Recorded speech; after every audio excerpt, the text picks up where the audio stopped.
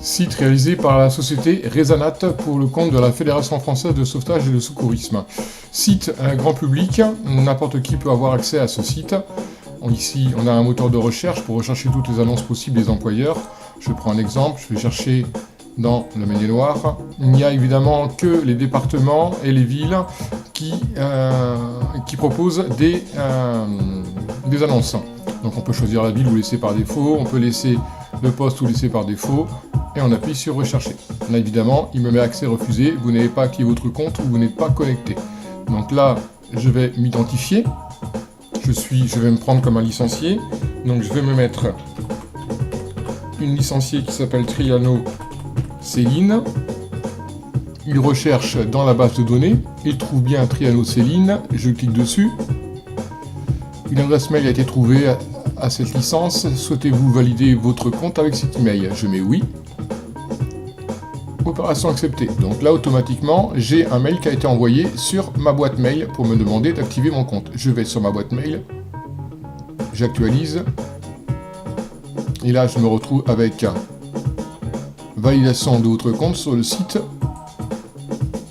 d'emploi. Là, j'appuie sur activer mon compte.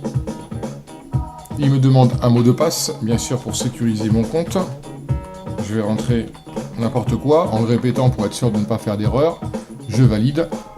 Votre compte est désormais actif. Je suis donc maintenant redirigé directement sur une base de données qui me permet de renseigner mon profil. À chaque fois que je vais me connecter, si mon profil est incomplet, il me demandera de me renseigner. Donc maintenant, je vais mettre un numéro de téléphone bidon, les diplômes qui sont dans ma liste, autres diplômes si je veux, certification en e-sport par exemple, je mets mon CV, bon sauveteur, je valide, c'est bien enregistré. Il va maintenant me demander de proposer une photo, je vais essayer de trouver une photo. On va prendre une photo qui est n'importe laquelle. Allez, celle-là par exemple, je valide. Voilà, je tombe sur mon profil. Donc ici, tous les renseignements qui sont issus de la base de données, plus celles que j'ai renseignées, le diplôme, mes diplômes complémentaires, mes numéros de téléphone, mon email qui était celui-là, où j'habite, etc. Mes alertes. Donc là, j'ai possibilité de mettre une alerte. Pour chercher un emploi, je recherche le département par exemple dans les Bouches-du-Rhône, je choisis une ville, à Coudoux, et je recherche un poste de sauveteur. Je crée mon alerte est enregistrée, et automatiquement on recherche dans la base de données toutes les alertes qui pourraient correspondre à ce que je viens de poser. Donc là je retombe sur mes alertes, ici je vais dans mes éléments reçus de ma boîte de messagerie, et ici j'ai toutes les offres d'emploi qui correspondent à ce que j'ai posté. On va en prendre une au hasard. Voilà, à Coudoux toujours, mais celui-là du 7 mars au 14 novembre. Je vois l'annonce avec la photo et le descriptif. Si je veux savoir où ça se situe, j'ai ici un bouton qui me permet sur Google Maps de savoir exactement où se situe mon annonce. Voilà, elle est bien à côté ici, à Coudoux. On voit qu'au niveau de la France, ça se situe bien dans le sud, là où je veux bronzer. Maintenant, je vais me connecter sur le compte d'un employeur. Voilà. Direct Énergie, c'est le nom de mon entreprise, toutes les annonces que j'ai ici. J'en ai une qui a été refusée par un responsable de la Fédération Française. Elles ne sont pas visibles sur le site. Celle-là a été acceptée, et celle-là, elle n'a pas été validée encore. Je peux modifier mon profil avec toutes les modifications possibles. Je peux rechercher un sauveteur. Là, je cherche directement le sauveteur qui m'intéresse. Voilà, et j'ai 7 candidats qui correspondent à mon critère de recherche. Et moi également, de mon côté, je peux créer une alerte. Je vais mettre dans le département 38, je choisis un poste ou alors j'en veux pas. Je peux mettre par exemple formateur, c'est là où j'en ai le moins. Je crée mon alerte, elle est enregistrée, et automatiquement on va rechercher pour savoir si j'ai une annonce qui m'est proposée. Ici, j'ai un candidat suite à l'alerte déposée. Je vais dessus. Madame Viviane de Cadier, 54 ans, titulaire du diplôme DEMNS, qui habite à Diemos, 38. Je veux voir son profil. Et je vois son profil avec sa photo, ses coordonnées qu'elle a renseignées, le CV, etc. Et là, je peux poster ma nouvelle annonce. Je vais mettre entraîneur sportif, un contrat durée, un contrat intérim.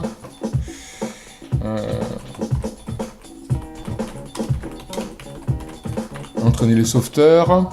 Salaire mensuel, je vais mettre 1700. Date de début de l'emploi, je vais mettre à partir du 15 juin.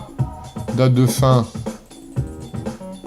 jusqu'au 7 septembre. Je peux choisir une photo. Donc on va mettre une photo d'un nageur. J'inscris. Ici, ça veut dire que j'ai activé cette annonce. Je peux la désactiver. Mon employeur vient de me dire, attends avant de la mettre. Hop, j'appuie ici. Je la désactive. Elle existe toujours, mais elle n'est plus consultable sur le site. Je me retrouve avec un petit bouton orange. Je vais la réactiver.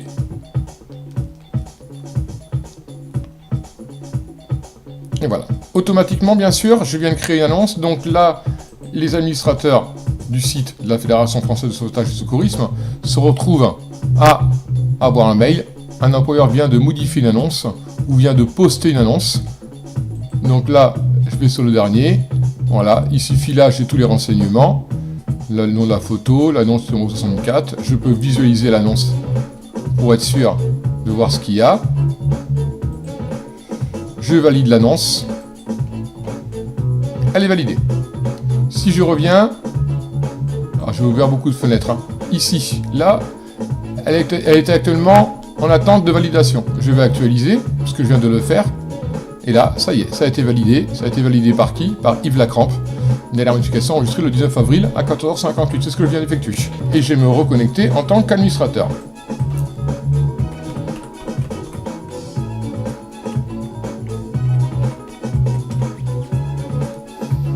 Je me retrouve ici avec l'administrateur, le grand chef. C'est-à-dire qu'ici, j'ai un menu assez complexe.